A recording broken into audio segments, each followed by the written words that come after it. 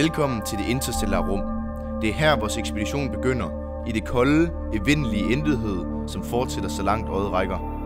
Temperaturen er frysende, kun præget af den kosmiske baggrundsstråling fra universets begyndelse, The Big Bang, og kan falde til 2,7 Kelvin, få grader over det absolutte nulpunkt.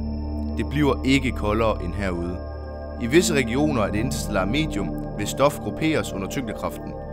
Blandt disse finder vi de molekylære skyer. Det er her, stjerner bliver født.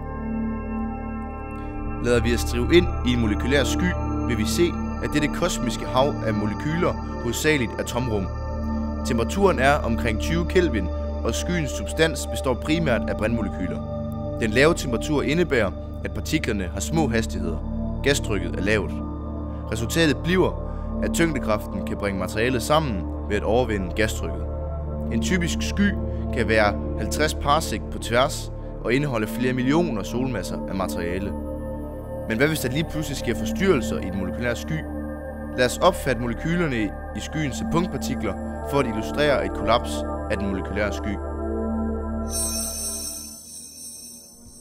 Da universet er enormt, sker der mange andre processer, hvor det derfor kan forekomme, at forstyrrelser i den molekylære sky, såsom lydbølger fra en nær supernova-eksplosion, får den molekylære sky til at kollapse. Dette er et resultat af vibrationer, der får skyen til at bevæge sig. Da det typisk kun er en lille del af den enorme molekylære sky, der kollapser til en stjerne, ses der her på et udsnit af den molekylære sky. Skyen vil trække sig sammen under tyngdekraften og rotere. En roterende gassky vil have et impulsmoment som resultat af dens roterende bevægelse. Da der samtidig er magnetiske felter i skyen som resultat af de ladede partikler, der befinder sig i skyen, vil magnetfeltet slynge partikler ud af skyen, og dermed vil skyen tabe impulsmoment. Lad os nu zoome ud af skyen. Her ses trykbølgen, der forårsager et kollaps.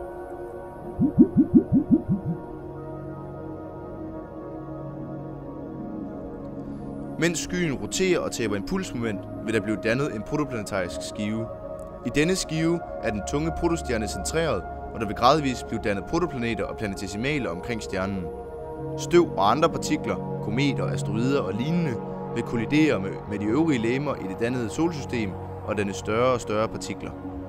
Lad os nu se på stjernen som et kompakt objekt.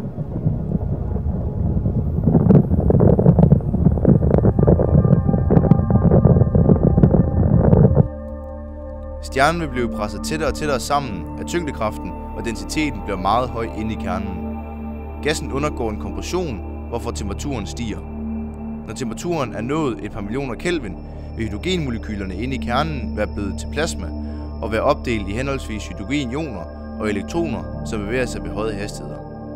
Når stjernen er et kompakt objekt, bliver den opretholdt af en balance mellem tyngdekraften og en udadrettet kraft, som forsages af fotonerne, der strømmer ud fra stjernens centrum, en såkaldt trykgradient.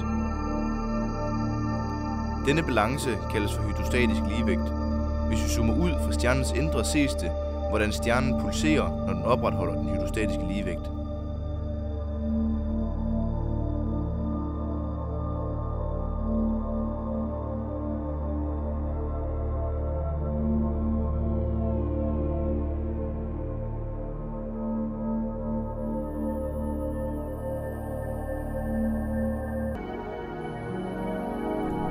Se partiklerne.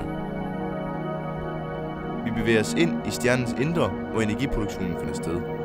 Her ses det, hvordan brint fusioneres til helium ved hjælp af pp-proces og CNO-cyklus. For særligt tunge stjerner vil fusionsprocesserne fortsætte op til jern. Det er derefter ikke længere muligt at fusionere til kerner tungere end jern.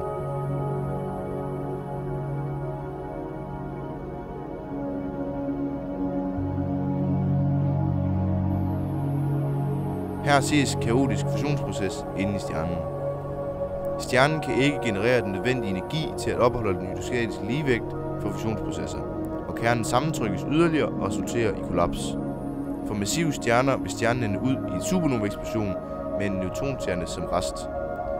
For særligt massive stjerner vil neutronerne ikke kunne modstå presset fra tyngdekraften, og kernen kollapser ind til et sort hul. Vi har sendt vores filmhold ud for at filme en type 2 supernova direkte. Det kan ses på tv'et.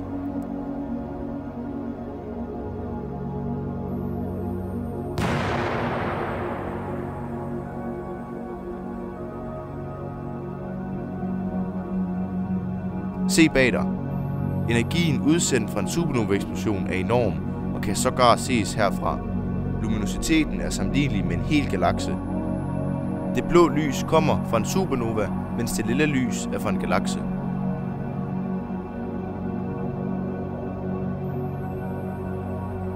Her ses krabbetågen som et resultat af en supernova-eksplosion. Supernova-eksplosioner danner derfor grundlag for dannelse af nye stjerner. På denne måde repræsenterer denne galaktiske evolution en kosmisk cykel.